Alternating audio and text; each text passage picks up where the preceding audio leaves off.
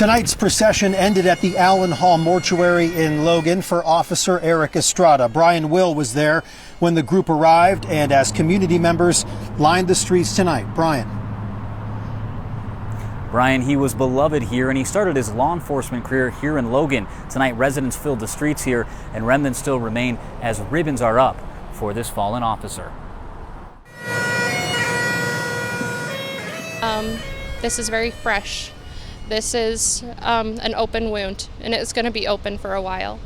A community in mourning Monday night with hundreds lining Center Street in downtown Logan to pay their respects to Officer Eric Estrada.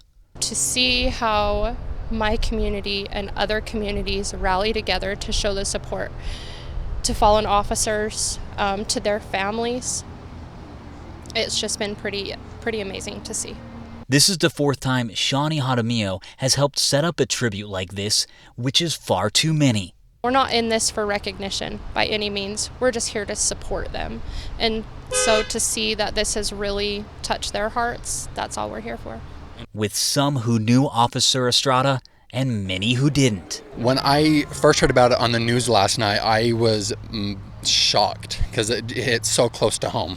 And like I sat on my laptop and I just cried. I was like, it's one of our officers in Logan. Hundreds of flags from the major Brent Taylor Foundation, including 2 large American flags, were put up by an army of volunteers, along with help from local businesses and residents like Ian South. So I was able to come out and put ribbons on, balloons and flags. A city showing their love for a husband, father, and a hero who loved protecting and serving his community.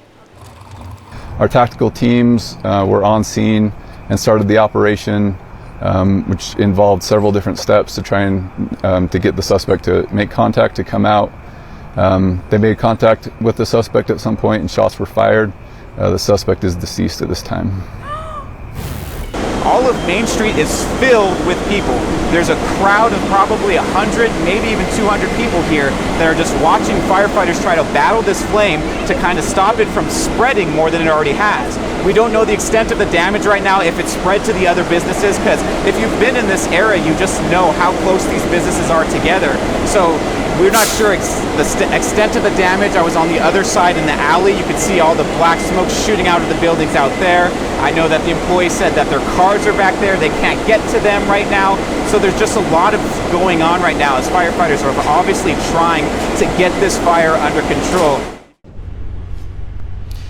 Yeah, Mika, we're here live at the scene. It's been a pretty active scene for the last few hours now. We are told that a man was in the water, went underwater, and a bystander that was paddleboarding approached them, and then that's when rescue teams were out here. They were able to save the bystander, but they're still looking for that first missing man. Mark and Heidi, the fire behind me is 42% contained tonight, but drones have been causing major issues here, which is why they're putting up signs like this that say, if you fly, we can't. We've had the highest number of incursions on this fire that I've ever seen in my career. I just started smelling the smoke when I went out to check on my animals and went outside and saw the fire going. As hundreds of acres burned, fire crews had to stop dumping retardant and water when drones came into their area. We have seen 23 incidents of drone incursions into the airspace and 13 reportable incidents. 12 of those were drone incursions and 1 was a manned aircraft. Trying to get up in their helicopters or their airplanes, and I mean, to be in danger when you're out trying to save the mountains and protect the houses that are here close by, that's unfortunate. Drones pose a serious threat to aircraft and leave crews on the mountain without their aerial backup during a flare-up. It's a growing problem during wildfires. What can be done to combat all these record number of incursions and these drones that are going up? We have the trailheads posted with no drone signs. And really, it's an education overall that it's not just a problem on this fire, but all wildfires across the nation, that they are all no drone zones, that the picture isn't worth a firefighter's life. Provo police have identified 5 drone operators that violated the temporary flight restrictions this weekend. And those cases have been referred to the DA's office, where they can face stiff penalties, including even a felony for putting firefighters' lives at risk. Protect the firefighters and the people in their homes nearby. Now tonight, this weather is a welcome change as they pull crews off the mountain in case of lightning, but they do have crews and helicopters standing by to fight this fire, while law enforcement here is using a new drone detection technology to find out where these drones are coming from.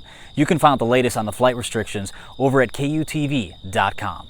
Reporting live in Provo, Brian Will, KUTV 2 News. All right, Brian, thanks. Bridal Veil Falls in Utah County getting an upgrade. Tomorrow, the county will begin work on a $7 million project to improve safety, parking, and public access. Yeah, David Ochoa went to the falls today, has everything you need to know. And David, give us a timeline on when this is all going to happen.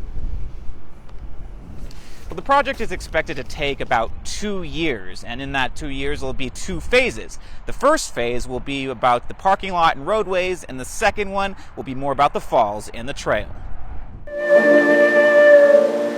Scott Dalton plays music in many different places, but there's just something about Bridal Veil Falls. With the mountains and the waterfall, and when people come here, they're just ready to take it all in.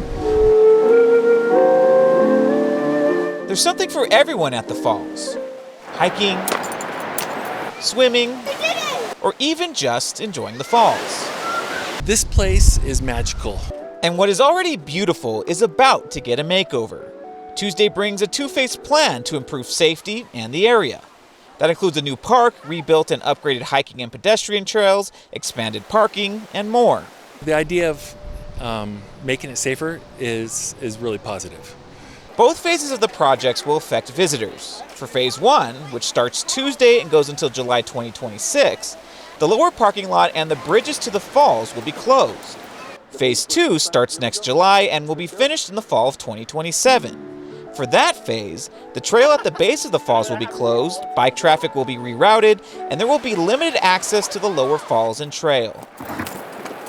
A lot of people are going to come here, and rightly so, to give it an upgrade and make it more enjoyable for everyone, I think is a great thing.